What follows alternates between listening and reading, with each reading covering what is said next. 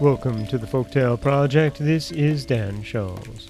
Today we have another story from the Brothers Grimm, and like I said on Monday, this is a familiar tale. It's actually a version of Cinderella, but it's one that I like better, I think. This is Ash-Maiden. The wife of a rich man fell sick, and as she felt that her end was drawing near, she called her only daughter to her bedside and said, "Dear child, be good and pious, and then the dear God will always protect you, and I will look down on you from heaven and be near you." Thereupon she closed her eyes and departed. Every day the maiden went out to her mother's grave and wept, and she remained pious and good. When winter came, the snow spread a white sheet over the grave, and when the spring sun had drawn it off again, the man had taken another wife. The woman had brought 2 daughters into the house with her, who were beautiful and fair of face, but vile and black of heart. Now began a bad time for the poor child. "Is this stupid goose to sit in the parlor with us?" they said. "He who wants to eat bread must earn it. Out with the kitchen wench." They took her pretty clothes away from her and put an old gray bedgown on her and gave her wooden shoes. "Just look at the proud princess, how decked out she is," they cried, and laughed, and led her into the kitchen. There she had to do hard work from morning till night, get up before daybreak, carry water, light fires, cook, and wash. Besides this, the sisters did her every imaginable injury. They mocked her and emptied her peas and lentils into the ashes, so that she was forced to sit and pick them out again. In the evening, when she had worked till she was weary, she had no bed to go to, but had to sleep by the fireside in the ashes. And on that account she always looked dusty and dirty, and they called her Ash-Maiden. It happened once that the father was going to the fair, and he asked the 2 daughters what he should bring back for them. "Beautiful dresses," said one. "Pearls and jewels," said the other. "And you, Ash-Maiden," said he, "what will you have?" "Father, break off for me the first branch which knocks against your hat on your way home." So he bought beautiful dresses, pearls, and jewels for the 2 daughters, and on his way home, as he was riding through a green thicket, a hazel twig brushed against him and knocked off his hat. Then he broke off the branch and took it with him. When he reached home, he gave the 2 daughters the things that they had wished for, and to Ash-Maiden he gave the branch from the hazel bush. Ash-Maiden thanked him, went to her mother's grave, and planted the branch on it, and wept so much that the tears fell down on it and watered it. It grew, however, and became a handsome tree. Thrice a day Ash-Maiden went and sat beneath it, and wept and prayed, and a little white bird always came on the tree. And if Ash-Maiden expressed a wish, the bird threw down to her what she had wished for. It happened that the king gave a feast which was to last 3 days. To it, all the beautiful young girls in the country were invited, in order that his son might choose himself a bride. When the 2 sisters heard that they too were to appear among the number, they were delighted. They called Ash-Maiden and said, "Comb out our hair, brush our shoes, and fasten our buckles, for we are going to the feast at the king's palace." Ash-Maiden obeyed, but wept, because she too would have liked to go with them to the dance, and she begged her mother to allow her to do so. "You go, Ash-Maiden," said she. "You are dusty and dirty, and would go to the feast? You have no clothes and shoes, and yet would dance." As, however, Ash-Maiden went on asking, the mother at last said, "I have emptied a dish of lentils into the ashes for you. If you have picked them out again in 2 hours, you shall go with us." The maiden went through the back door into the garden and called, "You tame pigeons, you turtle doves, and all you birds beneath the sky, come and help me to pick. The good into the pot, the bad into the crop." Then 2 white pigeons came in by the kitchen window, and afterward the turtle doves. And at last all the birds beneath the sky came whirring and crowding in and alighted amongst the ashes. And the pigeons nodded with their heads and began pick, pick, pick. And the rest began also pick, pick, pick, and gathered all the good grains into the dish. Hardly 1 hour had passed before they finished, and they all flew out again. Then the girl took the dish to her mother, and was glad and believed that now she would be allowed to go with them to the feast. But the mother said, "No, Ash-Maiden, you have no clothes and you cannot dance. You would only be laughed at." And as Ash-Maiden wept at this, the mother said, "If you can pick 2 dishes of lentils out of the ashes for me in 1 hour, you shall go with us." And she thought to herself, "That she certainly cannot do." When the mother had emptied the 2 dishes of lentils amongst the ashes, the maiden went through the back door and into the garden and cried, "You tame pigeons, you turtle doves, and all you birds under heaven, come and help me to pick the good into the pot, the bad into the crop." Then 2 white pigeons came in by the kitchen window, and afterward the turtle doves, and at last all the birds beneath the sky came whirring and crowding in and alighted amongst the ashes. And the doves nodded with their heads and began pick, pick, pick, and the others began also pick, pick, pick, and gathered all the good seeds into the dishes.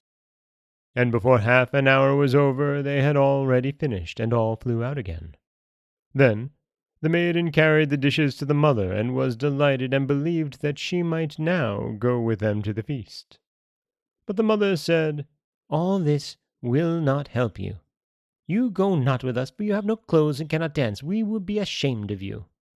Then she turned her back on Ash-Maiden and hurried away with her 2 proud daughters. As no one was now at home, Ash-Maiden went to her mother's grave beneath the hazel tree and cried, "Shiver and quiver, little tree, silver and gold throw over me." Then the bird threw a gold and silver dress down upon her, and slippers embroidered with silk and silver. She put on the dress with all speed and went to the feast. Her sisters and the mother, however, did not know her, and thought she must be a foreign princess, for she looked so beautiful in the golden dress. They never once thought of Ash-Maiden, and believed that she was sitting at home in the dirt picking lentils out of the ashes. The prince went to her, took her by the hand, and he danced with her. He would dance with no other maiden, and never let go of her hand. And if anyone else came to invite her, he said, "This is my partner." She danced till it was evening, and then she wanted to go home. But the king's son said, "I will go with you and bear you company," for he wished to see to whom the beautiful maiden belonged. She escaped from him, however, and sprang into the pigeon-house. The king's son waited until her father came, and then he told him that the stranger maiden had leapt into the pigeon-house. The old man thought, "Can it be Ash-Maiden?" And they had to bring him an axe and a pickaxe, that he might hew the pigeon-house to pieces, but no one was inside it. And when they got home, Ash-Maiden lay in her dirty clothes among the ashes, and a dim little oil lamp was burning on the mantelpiece. For Ash-Maiden had jumped quickly down from the back of the pigeon-house, and had run to the little hazel tree. There she had taken off her beautiful clothes, and laid them on the grave, and the bird had taken them away again. Then she had placed herself in the kitchen amongst the ashes in her grey gown.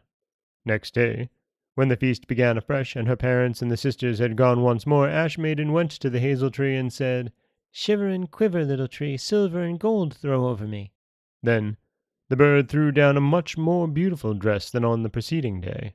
And when Ash-Maiden appeared at the feast in this dress, everyone was astonished at her beauty. The king's son had waited until she came, and instantly took her by the hand and danced with no one but her. When others came and invited her, he said, "She is my partner." When evening arrived, she wished to leave, and the king's son followed her and wanted to see into which house she went. But she sprang away from him and into the garden behind the house. Therein stood a beautiful tall tree, on which hung the most magnificent pears. She clambered like a squirrel so nimbly between the branches that the king's son did not know where she was gone. He waited until her father came and said to him, "The stranger maiden has escaped from me, and I believe she has climbed up the pear tree." The father thought, "Can it be Ash-Maiden?" and had an axe brought and the tree cut down, but no one was on it. And when they got to the kitchen, Ash-Maiden lay there amongst the ashes as usual, for she had jumped down on the other side of the tree, had taken the beautiful dress to the bird on the little hazel tree, and had put on her grey gown. On the 3rd day, when the parents and sisters had gone away, Ash-Maiden went once more to her mother's grave and said to the little tree, "Shiver and quiver, little tree, silver and gold throw over me." And now the bird threw down to her a dress which was more splendid and magnificent than any she had yet had, and the slippers were golden. When she went to the feast in this dress, no one knew how to speak for astonishment. The king's son danced with her only, and if anyone invited her to dance, he said, "She is my partner." When evening came, Ash-Maiden wished to leave, and the king's son was anxious to go with her, but she escaped from him so quickly that he could not follow her. The king's son, however, had caused the whole staircase to be smeared with pitch, and there, when she ran down, had the maiden's left slipper remained sticking. The king's son picked it up, and it was small and dainty, and all golden. The next morning he went to it with the father, and said to him, "No one shall be my wife but she whose foot this golden slipper fits." Then were the two sisters glad, for they had pretty feet. The eldest went with the shoe into her room and wanted to try it on, and her mother stood by. But she could not get her big toe into it, for the shoe was too small for her. Then her mother gave her a knife and said, "Cut it off, cut the toe off. When you are queen, you have no more need to go on foot." The maiden cut the toe off, forced the foot into the shoe, and swallowed the pain, and then went out to the king's son.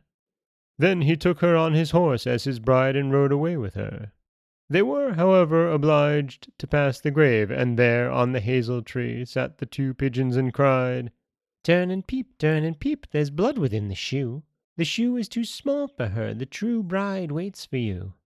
Then he looked at her foot and saw how the blood was streaming from it. He turned his horse round and took the false bride home again, and said she was not the true one, and that the other sister was to put the shoe on. Then this one went into her chamber and got her toes safely into the shoe, but her heel was too large. So the mother gave her a knife and said, "Cut off a bit of your heel. When you are queen, you have no more need to go on foot." The maiden cut a bit off her heel, forced her foot into the shoe, swallowed the pain, and went out to the king's son. He took her on his horse as his bride and rode away with her. But when they passed the hazel tree, two little pigeons sat on it and cried, turn and peep, there's blood within the shoe. The shoe is too small for her, the true bride waits for you." He looked down at her foot and saw how the blood was running out of her shoe, and how it had stained her white stocking. Then he turned his horse and took the false bride home again. "This also is not the right one," said he. "Have you no other daughter?" "No," said the man. "There is only a little stunted kitchen girl which my late wife left behind her, but she cannot possibly be the bride." The king's son said he was to send her up to him, but the mother answered, "Oh no, she is much too dirty, she cannot show herself." He insisted on it, and Ash-Maiden had to be called. She first washed her hands and face clean, and then went and bowed down before the king's son, who gave her the golden shoe. Then she seated herself on a stool, drew her foot out of the heavy wooden shoe, and put it into the slipper, which fitted like a glove. And when she rose up and the king's son looked at her face, he recognized the beautiful maiden who had danced with him, and cried, This is the true bride." The mother and her two sisters were terrified, and became pale with rage. He, however, took Ash-Maiden on his horse and rode away with her. As they passed by the hazel tree, the two white doves cried, turn and peep, no blood is in the shoe. The shoe is not too small for her, the true bride rides with you." And when they had cried that, the two came flying down and placed themselves on Ash-Maiden's shoulders, one on the right, the other on the left, and remained sitting there. When the wedding with the king's son had to be celebrated, the two false sisters came and wanted to get into favor with Ash-Maiden and share her good fortune. When the betrothed couple went to church, the elder was at the right side and the younger at the left, and the pigeons pecked out one eye of each of them. Afterward, as they came back, the elder was at the left and the younger at the right, and then the pigeons pecked out the other each eye. And thus, for their wickedness and falsehood, they were punished with blindness as long as they lived. And that is Ash-Maiden, the grim version of Cinderella. And I love this one. It combines so many traits of so many of the Cinderella stories into one that I just really, really enjoy it. I also love how it relies on the protection of the dead mother to bring to Ash-Maiden the things that eventually end her up as princess and queen. This is Dan Scholes from the Folktale Project. Don't forget that you can subscribe to the podcast on Apple Podcasts, Stitcher, Google Play, Overcast, anywhere you like to get your podcasts. You can follow us on Twitter at Folktale Project. You can find us on Auto Radio, TuneIn Radio, iHeartRadio, Spotify, anywhere you'd like to listen. And you can always head over to folktaleproject.com, where you'll find a new story waiting for you every Monday, Wednesday, and Friday. As always, thank you so much for listening.